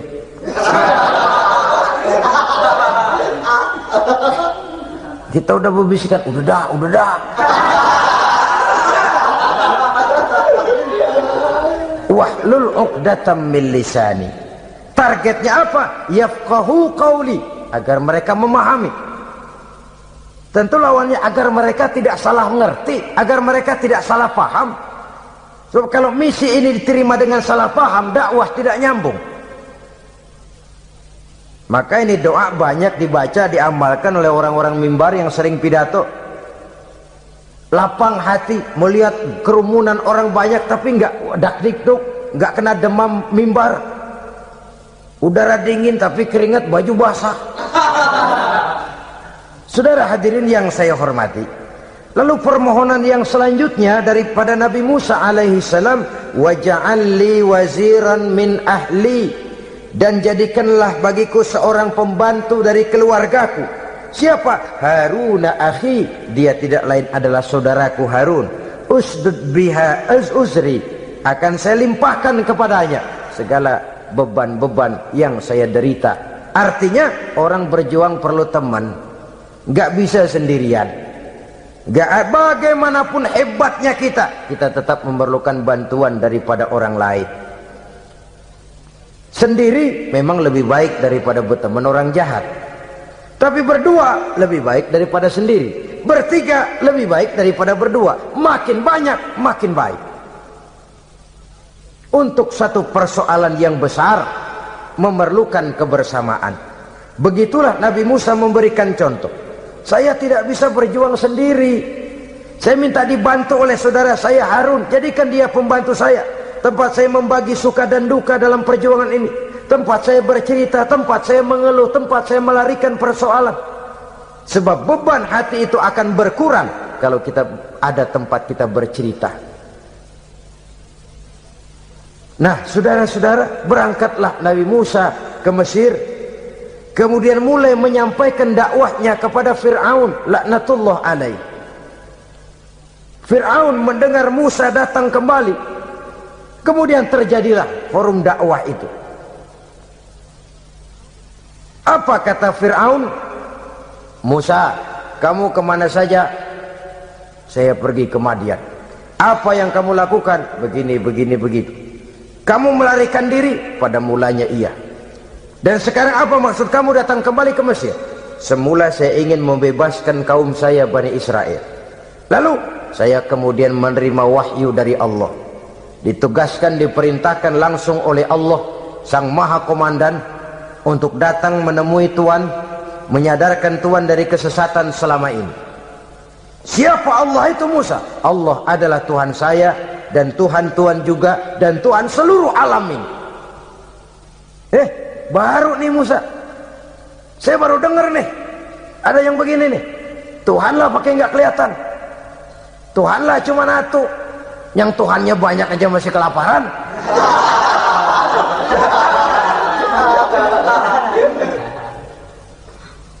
Di mana Tuhan? Tuhan saya bersemayam di aras, tempat yang sangat tinggi. Hei Haman, kata Fir'aun kepada Perdana Menterinya, bikin menara yang tinggi, bikin rakyat kerja paksa lagi, bikin menara tinggi. Naik Fir'aun ke atasnya, melepas panah dari atasnya. Menurut satu riwayat, panah itu ditangkap oleh malaikat, ditublaskan ke ikan, lalu dikembalikan lagi kepada Fir'aun dalam kondisi di mana panah itu berdarah. Dia tangkap lagi oleh Fir'aun, turun ke bawah, pidato di depan rakyatnya. Lihatin, Tuhan Musa udah saya panah nih. Mati. Saudara hadirin yang saya hormati, dengan segala macam dalih Fir'aun mencoba mengingkari dakwah Nabi Musa alaihi salam. Baiklah Musa, andai kata kamu benar, apa buktinya? Tuhan mau apa? Kamu sanggup menandingi tukang sihir saya? Insya Allah. Ayo kumpul tukang sihir, kumpul. Kumpulkan tukang sihir, dilepaskan tali-tali kecil, berubah jadi ular mengejar Musa. Musa oleh Allah difirmankan, lemparkan tongkatmu Musa. Musa melemparkan tongkatnya. Tongkat Musa kemudian berubah menjadi ular besar yang menerkam ular-ular kecil tadi. Habis itu ular kecil ciptaan tukang sihir Fir'aun. Begitu hebat mukjizat yang diberikan Nabi Musa, dan Fir'aun tahu itu mukjizat, tapi dia ingkar juga, tidak mau beriman. Sudah nyata bukti, sudah jelas saksi, dia tetap ingkar. Akhirnya Nabi Musa berdoa memohon kepada Allah, Rabbana innaka ataita fir'auna wa mala'ahu zinatan wa amwalan fil hayatid dunya. Wahai Allah, sungguh engkau telah memberikan kepada Fir'aun dan para pembesarnya zinatan, segala macam perhiasan, wa amwalan, dan segala macam harta benda, fil hayatid dunya, di dalam kehidupan dunia ini. Rabbana liyudillu an sabilik, semuanya hanya menyebabkan mereka jadi sesat dari jalanmu. Rabbana tmis ala amwalihim, ya Allah binasakanlah mereka di dalam hartanya. Wasdud ala qulubihim, tutuplah pintu hatinya. Fala yu'minu hatta yarawul azabal alim, mereka tidak akan beriman sampai mereka melihat azab yang sangat pedih. Sudah dibuktikan dakwah baik-baik tidak mempan, bukti berupa mukjizat tidak kena. Sampai dikirimkan teguran berupa berbagai macam bencana, masih tidak juga beriman. Akhirnya Nabi Musa memutuskan, kalau begitu menyelamatkan kaum dululah. Kaumnya Bani Israel dibebaskan dari perbudakan, dibawa oleh Musa keluar dari Fir'aun, dari Mesir, dikejar oleh Fir'aun. Dalam pengejaran ini sampailah Nabi Musa di tepian Laut Merah. Buntu, depan laut, belakang tentara Fir'aun. Maju kecebur, mundur kepergok musuh, nggak ada pilihan lain. Dalam kondisi seperti ini, Allah Subhanahu wa ta'ala berfirman kepada Musa, lemparkan tongkatmu ke laut, hai Musa. Musa melemparkan tongkatnya ke laut, terjadilah mukjizat. Laut terbelah, jalan muncul ke permukaan laut. Lewat Musa di jalan itu, Fir'aun terus mengejar. Ketika Musa sampai di tepian sebelah sana, Fir'aun masih di tengah jalan. Laut menutup kembali, hilang itu jalanan. Fir'aun dan seluruh tentaranya tenggelam di Lautan Merah, mati. Pada saat kondisi seperti itulah Fir'aun dalam keadaan menghadapi sakaratul maut, napas cengap-cengap, hampir putus di leher. Berkata dia, amantu bi Rabbi Musa wa Harun. Kalau begini mah saya juga percaya dah sama Tuhan. Percaya dah sama Tuhannya Musa dan Tuhannya Harun. Kata malaikat maut, kemarin kemana mas?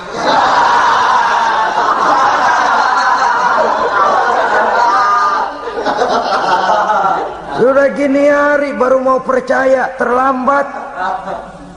Terlambat. Akhirnya Fir'aun mati. Mati tapi badannya utuh. Allah berjanji, wa kadzalika nunajjika bi badanika litakuna liman khalfaka ayah. Kami selamatkan badanmu Fir'aun agar menjadi pelajaran bagi orang-orang sesudah kamu nanti. Fir'aun mati tapi badannya selamat terdampar di tepi pantai oleh rakyat Mesir. Wah, ini raja kita nih. Raja kita ketemu hidup. Mati.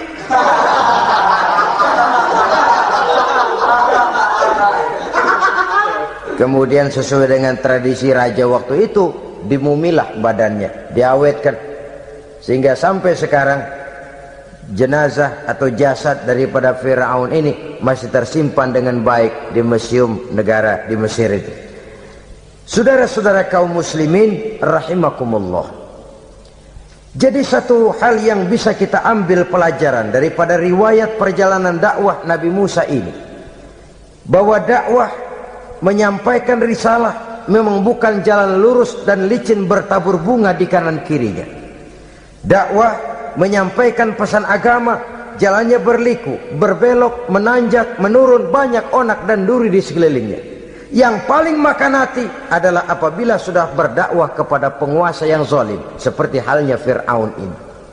Bagaimanapun ia punya kekuasaan, ia punya tentara, ia bisa menghitamkan yang putih, ia bisa memutihkan yang hitam. Kalau bukan iman yang jadi landasan moral dalam perjuangan, orang mudah frustasi. Kalau berdakwah kepada rakyat kecil, resiko kurang. Kalau berdakwah kepada para pengusaha, resiko kurang. Kalau berdakwah kepada kelompok-kelompok yang tidak memegang kekuasaan, resiko kurang. Tapi kalau sudah kelompok memegang kekuasaan, yang tersinggung gengsi kekuasaannya, disitulah resikonya sedemikian besar. Ini yang dihadapi oleh Nabi Musa alaihi salam. Tapi yang dijalaninya dengan tabah, dengan tekun. Karena kebenaran memang bisa ditekan, tapi satu hal yang jelas, kebenaran sama sekali tidak akan bisa dikalahkan. Buat sementara dia bisa ditekan, tapi lambat atau cepat dia pasti akan muncul ke permukaan, dan kebenaran jugalah yang akan tampil sebagai pemenang. Sebenarnya kurang apa Fir'aun? Kekuasaan mutlak berada di tangannya. Seluruh menteri-menterinya adalah pendukungnya belaka. Rakyat dipaksa untuk takut dan taat kepadanya. Dia adalah kekuasaan tunggal di Mesir. Sementara kaum Bani Israel berada di bawah penjajahannya, penindasannya, kesewenang-wenangannya. Dan bahkan ketika Nabi Musa sudah menyampaikan dakwahnya, Fir'aun malah sempat mengungkap jasa. Musa, kamu kok sekarang bisa begitu? Enggak ingat ya dulu kamu hanyut di sungai Nil, istri saya kan yang angkat, saya yang besarkan di istana saya. Kok sekarang kamu bisa ngelawan saya sih? Ini biasa. Apa jawab Nabi Musa? Kenikmatan yang kau berikan kepada saya belum seberapa ketimbang penghinaanmu kepada kaum saya Bani Israel. Jangan kau menyangka Fir'aun, kalau saya kau bikin senang, saya lalu akan mau mengkhianati bangsa saya sendiri. Tidak. Sama sekali kesenangan yang kau berikan kepada saya tidak akan menutup mata saya dari kondisi yang dihadapi oleh kaum saya, oleh umat saya. Mereka tersiksa, mereka menderita, mereka merana. Haruskah saya lupakan mereka cuma karena saya sudah tinggal di istanamu, engkau yang membesarkan? Padahal kau pun membesarkan saya bukan karena kemauanmu, desakan daripada istrimu.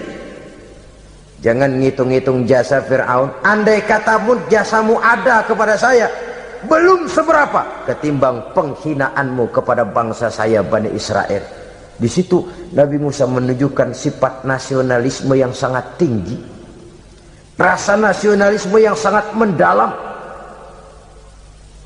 Kadang-kadang kan orang ya seperti di zaman penjajahan Belanda, karena diangkat jadi tuan tanah, bangsanya sendiri diinjak-injak. Karena diangkat jadi centeng dikit dah, kumis mbaplang dah, bukan main. Bangsanya sendiri diinjak-injak. Fir'aun mengingatkan ini.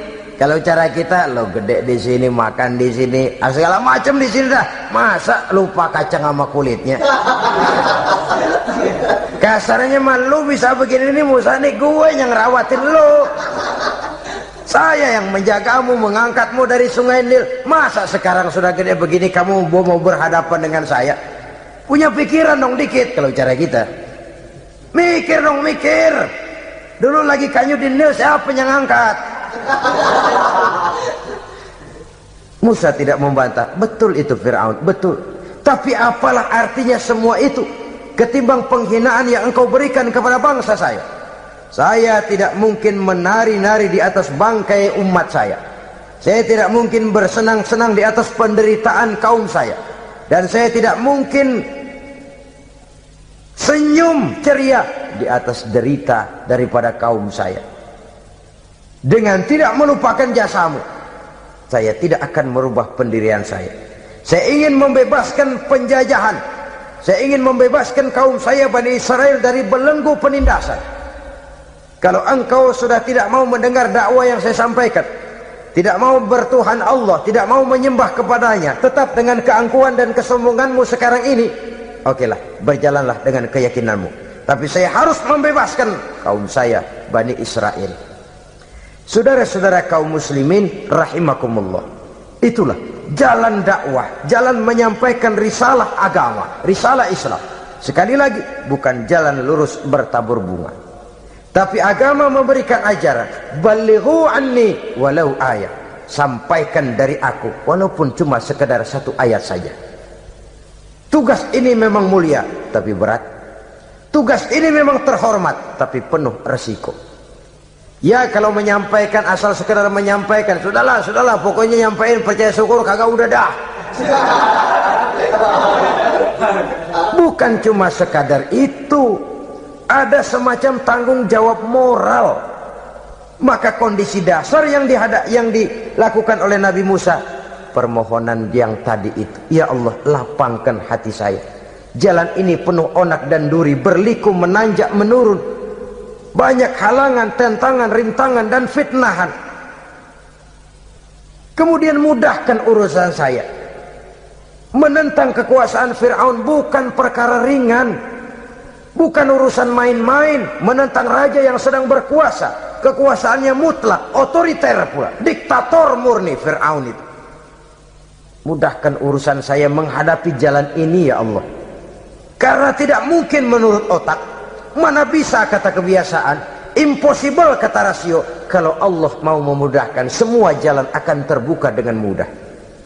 Tapi kalau Allah yang mempersulit, bagaimanapun matangnya perhitungan strategi, taktik, rencana, program, planning, kalau Allah mempersulit, jalan itu akan jadi buntu jadinya. Oleh sebab itu maka persiapan zahir harus diimbangi dengan persiapan batin untuk menegakkan sesuatu yang hak, menghancurkan sesuatu yang batil, sebagaimana yang dilakukan oleh Nabi Musa alaihi salam ini. Dan segala macam tantangan dihadapi oleh Nabi Musa. Kau menyampaikan risalah bahwa engkau Rasul? Ya.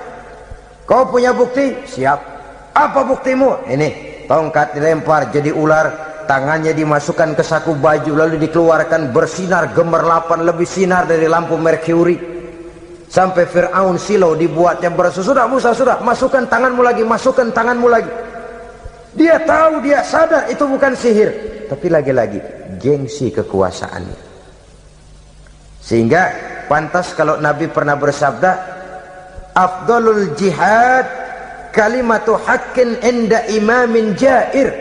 Jihad yang paling besar adalah mengucapkan kebenaran di depan penguasa yang zalim. Menyampaikan kebenaran di hadapan penguasa yang zalim. Tapi kan berat, saudara, sulit, apalagi kalau belum apa-apa udah ngeri. Udah jangan dah.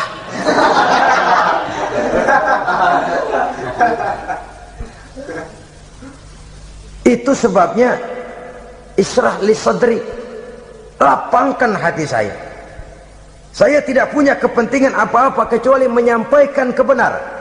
Kalau sudah ada kepentingan pribadi, itu yang sering jadi handicap, itu yang sering jadi jurang pemisah antara kita dengan orang yang akan kita sampaikan kebenaran tadi. Saudara-saudara kaum muslimin rahimakumullah, maka terasa benar relevannya doa yang diajarkan oleh Rasul kepada kita.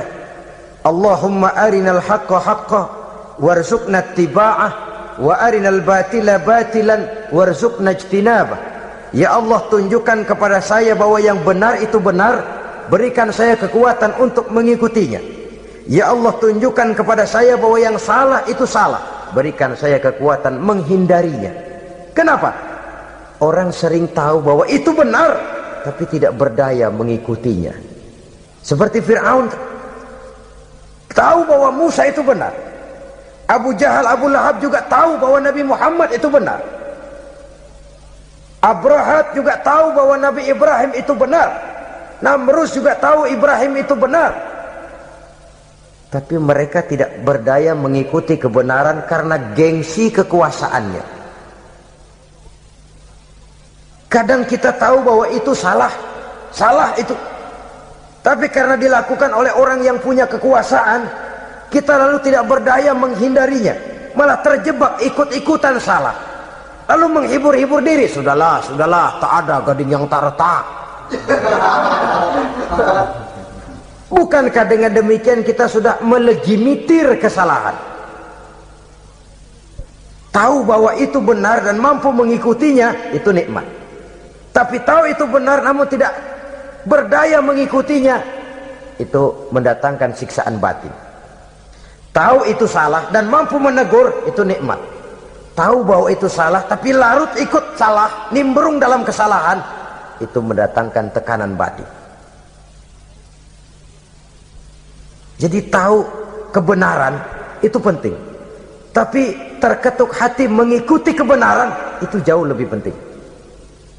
Semua kita tahu Islam itu benar, tapi semua yang tahu Islam itu benar maukah mengikuti ajaran Islam? Tidak. Semua orang tahu kalau judi itu batil. Hatta penjudi yang paling kakap pun mesti tahu kalau itu batil, itu tidak baik. Tapi dia tidak berdaya untuk menghindarkannya, terjebak ke dalam penyakit itu tadi.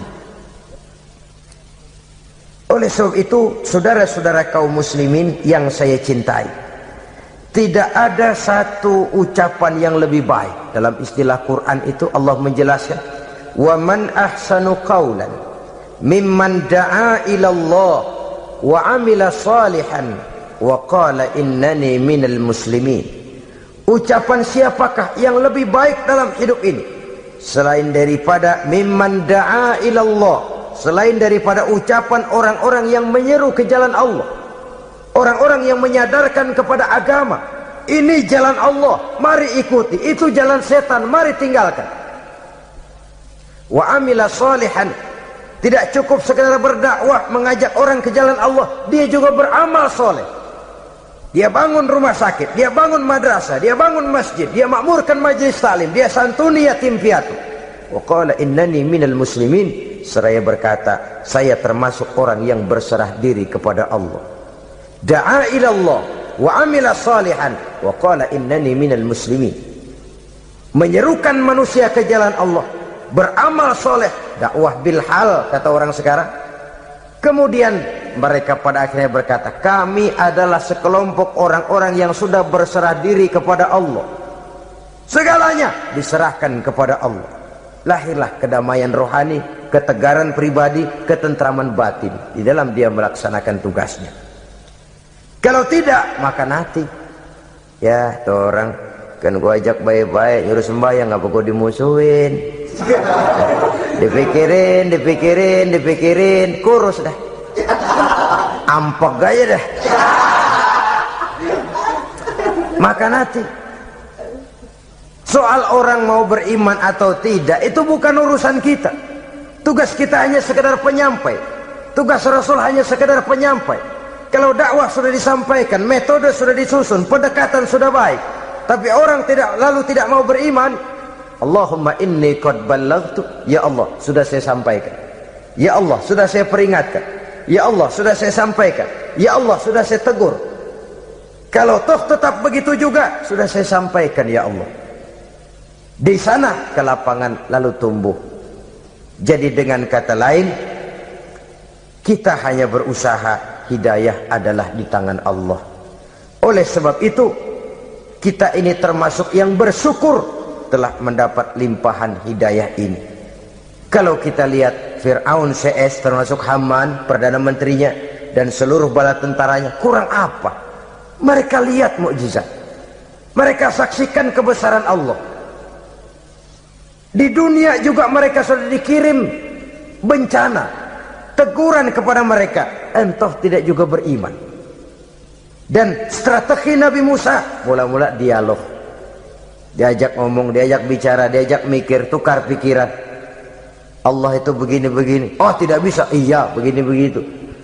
Masih tidak percaya juga, dibuktikan mukjizat, tongkat jadi ular, tangan bisa mengeluarkan sinar. Masih ingkar juga, keluar doanya nih, doa yang ada dalam surah Yunus ayat 88-89. Rabbana tmis ala amwalihim, ya Allah cukup dah. Seruan sudah disampaikan, peringatan sudah diberikan, mukjizat sudah mereka lihat, tapi nggak juga mau beriman. Buresin aja harta bendanya dah. Habisin aja dah. Dikasih perhiasan kehidupan dunia. Innaka ataita fir'auna wa mala'ahu zinatan wa amwalan. Dikasih harta, kesenangan dunia, bikin sesat. Habisin aja dah. Wastud ala qulubihim, hatinya empat dah. Udah dipatri, udah nggak mempan apa-apa. Sudahlah ya Allah. Wala yu'minu hatta yaraul azab al-alim. Rasanya mereka memang nggak bakalan mau beriman kalau belum melihat azab yang sangat pedih. Dan memang setelah timbul tenggelam, napas mau sekarat, baru beriman. Terlambatlah sudah. Nah, saudara-saudara kaum muslimin rahimakumullah, bagaimana akhir daripada perjalanan Nabi Musa ini, insya Allah akan kita bicarakan pada pertemuan berikutnya. Terima kasih atas perhatian saudara. Mohon maaf atas segala kekurangan. Wassalamualaikum warahmatullahi wabarakatuh. Waalaikumsalam.